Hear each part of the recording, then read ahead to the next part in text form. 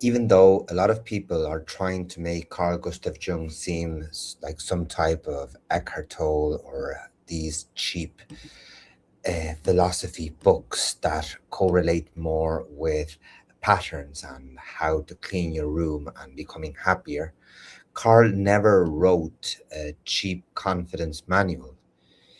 That the world has enough of them already. He did not tell you to wake up at 5 a.m., stare in the mirror, and repeat that you're a lion while your nervous system clearly thinks that you are a wounded rabbit.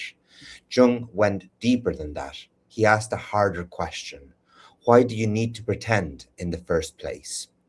Most confidence starts at the surface. Stand straight, speak louder, make eye contact, dress better, think positive, stop caring what people think. That advice can help a little, but it misses the real problem. If you feel weak inside, pretending to be strong, it only gives you another job to perform. Now you're not just insecure, you're insecure and acting, and that is exhausting. Jung gives you a better way to understand confidence. Not easier, better. In his work, especially in two essays on analytical psychology, he writes about the persona. The persona is the social mask. It is the version of you that goes into the world and tries to function. You need it. You cannot dump your entire unconscious onto the cashier, your boss, your date, your students, your family, or the poor bastard sitting next to you on a plane. You need manners. You need roles. You need some kind of public face. But Jung's warning is clear. The mask becomes dangerous when you forget it is a mask. You start thinking the performance is your real self. You become the confident guy, the funny girl, the intelligent one, the nice one, the harmless one, the tough one, the one who never gets jealous, never gets ashamed, never wants approval, never feels small. You turn yourself into a character. Then you spend your life defending that character. This is where fake confidence begins. Fake confidence is not confidence, it is persona management. It is the constant effort to look insecure while hiding everything that makes you feel exposed. You do not want people to see your fear, so you act fearless. You do not want people to notice your need for approval, so you act like you don't care. You do not want to admit envy, so you talk about how happy you are for everyone. You do not want face shame, so you build a personality around superiority. Jung would not be impressed. He would ask what the performance is hiding. The hidden material is what Jung calls the shadow. And forget the stupid cartoon version where the shadow just means evil. The shadow is not a little demon sitting on your shoulder telling you to rob a bank. The shadow is everything you refuse to recognize as part of yourself. It is what you do not want to be: fear, envy, anger, neediness, weakness, aggression, shame, the hunger to be admired, the desire to win, the resentment you pretend not to feel, the selfishness you hide under politeness, the cowardice you excuse with being reasonable. But the shadow also contains strength. This matters. Jung did not see the shadow only as filth. He said it can contain normal instincts, realistic insight, creative impulses, and useful reactions. That is a huge point. Some of what you call bad in yourself is not bad at all. You may have buried your ability to say no because someone taught you that disagreement was rude. You may have buried ambition because you were told ambition was selfish. You may have buried anger because your family only accepted you when you were easy to manage. You may have buried confidence itself because standing out once made you a target. So when you say, I lack confidence, Jung might answer, no. You may have exiled the parts of yourself that create confidence. And this is a massive change. Confidence is not something you paste on top of yourself. It is not a costume. It's not a motivational mood. Confidence grows when the personality becomes less divided, when you stop pretending half your energy looking acceptable and the other half hiding the parts that do not fit the image you created for yourself. You feel weak because you are split. One part performs and another part hides. Another part resents the performance. Another part wants to break out and ruin the whole thing. You know this already because you felt it. You act calm, but inside you are begging for approval. You act humble, but inside you are furious that nobody recognizes you. You act nice, but inside you want to tell someone to shut up. You act attached, but one message left unread ruins your whole day. You act confident, but one insult proves that the whole thing was made of paper. That is not because you are pathetic. It is because the persona cannot carry the whole personality. It was never built for that. The persona is a tool. If you turn it into your identity, it becomes your prison.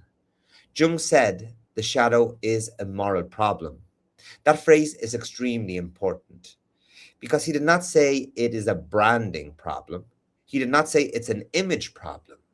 He said moral problem because facing the shadow demands honesty.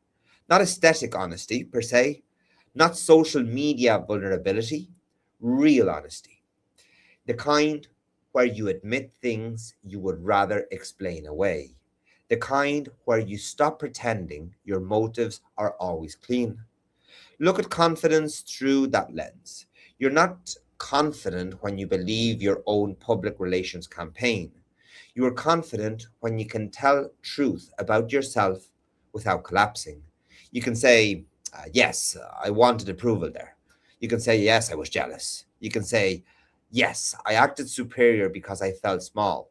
Or, yes, that rejection hurt me.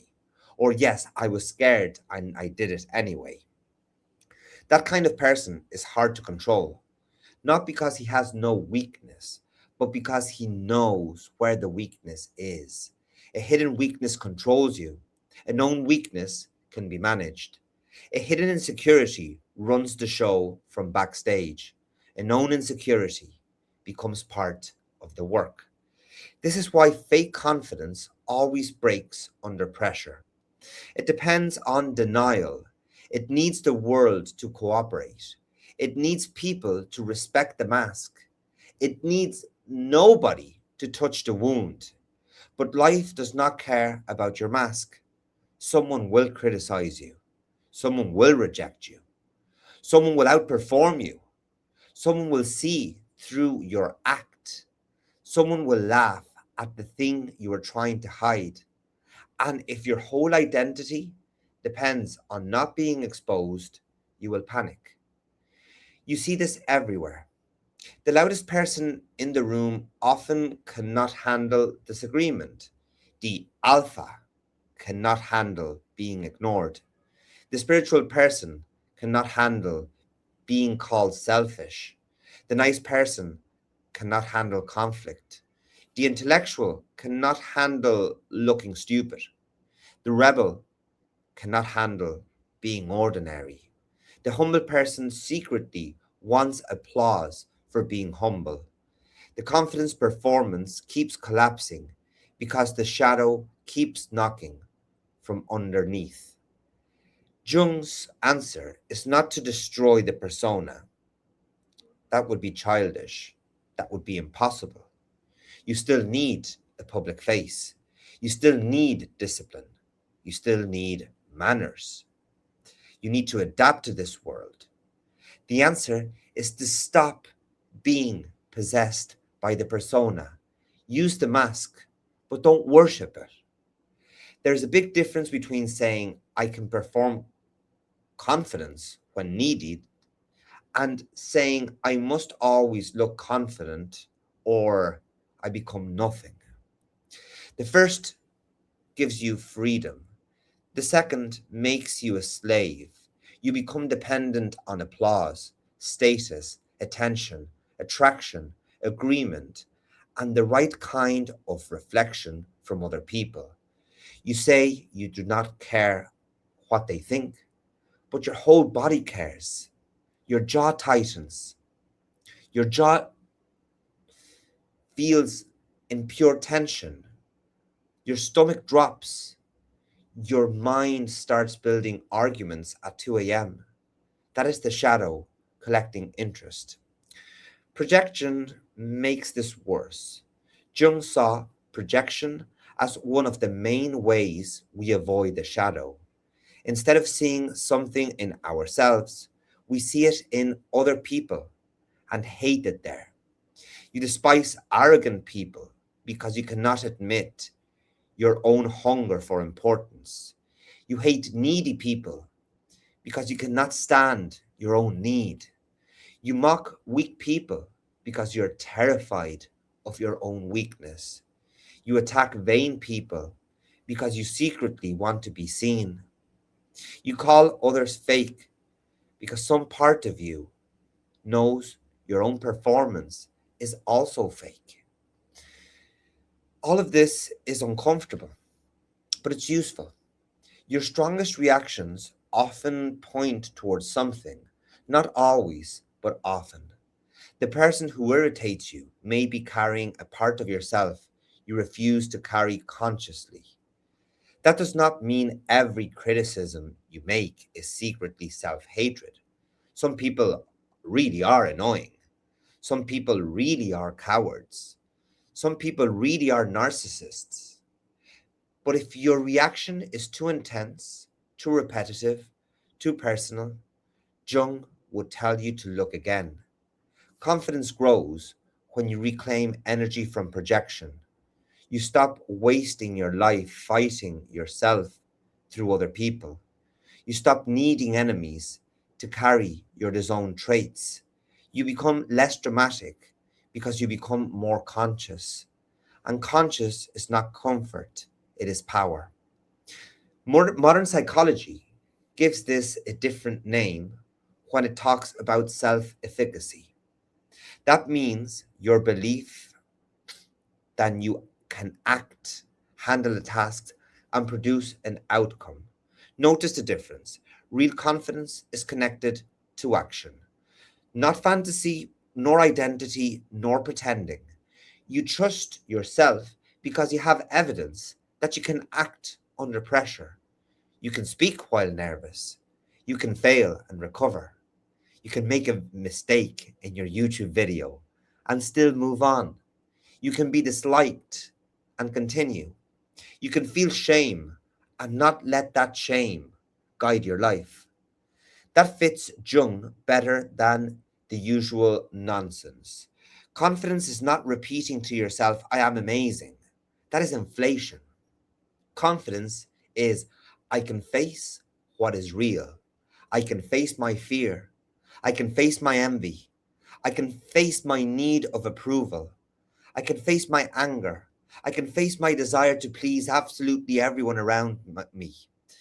I can face the fact that I am not as good, as pure, as strong, as smart, as independent as I want people to believe. And I can still move on. That is why Jung's idea of individuation matters. I've watched a lot of videos of AI Slop in which they try to tell you that individuation is basically not allowing people to live in your head, according to Carl Gustav Jung.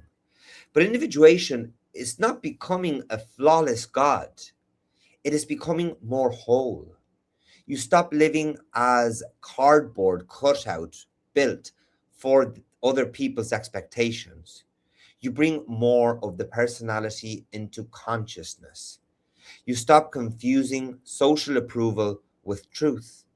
You stop confusing the role with the self. This process will not always make you pleasant. That is another lie. Becoming more whole may take you or may make you less convenient. Why? Because you're going to disappoint people. You may stop saying yes when you mean to. You may become less available for manipulation. You may stop performing innocence. You may stop laughing at jokes you secretly hate. You may stop acting grateful for things that are insulting towards you. You may stop calling fear kindness and resentment patience. This is where many people turn back. They say they want confidence, but they only want confidence that keeps their old image intact. They want to be strong without admitting fear, assertive without facing anger, or independent without facing loneliness, attractive without facing desire, creative without facing embarrassment, successful without facing envy, loved without facing need. Jung gives you no such deal. You do not get wholeness without paying in self knowledge. And self knowledge hurts because the ego likes the story it tells itself. The ego wants to believe I am good, I am rational, I am fair, I am not a petty person, I do not care about status, I do not need validation, I'm not like those people. Then the shadow laughs because the shadow knows the receipts are in the drawer. Real confidence starts when you stop defending the fake biography. You stop needing to be the person you claim to be. You become more interested in the truth than the image. That is brutal at first, but then it becomes freeing because the image needs constant maintenance. Truth does not. Truth may hurt, but at least it does not require a full time theatre crew. Here's a simple example. Imagine you are scared to speak in public. The fake confidence approach says, tell yourself you are not scared. Jung would say, why are you scared? What does being seen mean to you? What are you afraid people will discover? When did visibility become dangerous? What parts of you really want to speak? And what part of you wants to disappear? All of these questions don't stay at surface level, they go to the root of the problem. Imagine you cannot say no. Imagine you're one of these people that just says yes whenever someone asks you to do something and you feel the shame immediately after. The fake confidence approach would tell you set boundaries, fine, but why can you not set them? Jung would ask what your persona gets from being agreeable. Maybe your mask says, I am easy, kind, helpful, never difficult. Then your shadow carries all the anger. You smile, but then you seethe. You say yes, then you punish people with resentment. You call yourself good, but your unconscious know you are furious. Real confidence would mean admitting, I am not always kind. Sometimes I am afraid of conflict. Sometimes I buy safety by betraying myself. That admission gives you a chance. Without it, you stay trapped. Or imagine you act arrogant. The basic response is stop being arrogant. Jung would ask what the arrogance protects. Maybe you feel ordinary and cannot bear it. Maybe you learned that weakness invites humiliation. Maybe superiority became armor. If you only remove the arrogance without facing the wound underneath, you will find another costume. The shadow will change clothes. This is why the shadow matters for confidence. Your shadow is not a side quest, it is where much of your trapped energy lives. The energy you spend repressing anger could become assertiveness. The energy you spend hiding desire could become direction. Or the energy you spent denying envy could reveal what you really want. The energy you spent performing niceness could become honest love, which is far better than polite resentment. Jung's view is harder than self-help because it doesn't give you any flattering. It does not say you are already perfect. It says you are unfinished, divided, partly unknown to yourself, and often dishonest about your own motives. But it also says you are not doomed. What is unconscious can become conscious. What is hidden can become faced. What is split can become part of a very strong integration. Maybe not perfectly, right? I'll give you that. Not once and for all, but enough to make your self less fake and less ruled by invisible strings. So, what would Jung teach you about confidence? First, stop confusing confidence with performance. A polished mask can still hide a terrified person. Second, study what you overreact to. Your anger, your envy, your disgust, and obsession often carry information. Third, ask what your persona costs you. Every image demands a sacrifice. The nice person sacrifices anger. The strong person sacrifices tenderness. The clever person sacrifices the right to be confused. The independent person sacrifices the need for help. Fourth, reclaim the useful parts of the shadow. Assertiveness is not cruelty. Ambition is not evil. Desire is not shame. Anger is not always wrong. And fear doesn't show you're a weak person. Act while telling yourself the truth. Do not wait until you feel pure. Do not wait until you feel fearless. Do not wait until your shadow disappears. It will not disappear. Jung said, there is no psychic wholeness without imperfection. That is the point. The confident person is not the person with no darkness. The confident person has stopped pretending darkness belongs only to other people. So, no, confidence is not standing in front of a mirror saying, I am powerful. Sometimes confidence is standing in front of a mirror and saying, I am afraid, I am jealous, I am envious, I want people's approval, I cannot say no to people, I am angry, I am fake all the time, I am hiding, and I am still responsible for my next move.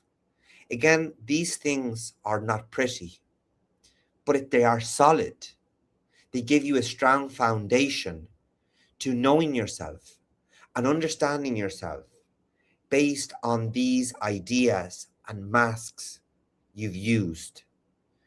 Because once you can face yourself, other people lose some power over you. They can criticize you, but they are no longer revealing a secret that you never admitted, not even to yourself. You could be rejected by others, but they are no longer proving that you're worse than them or you're nothing.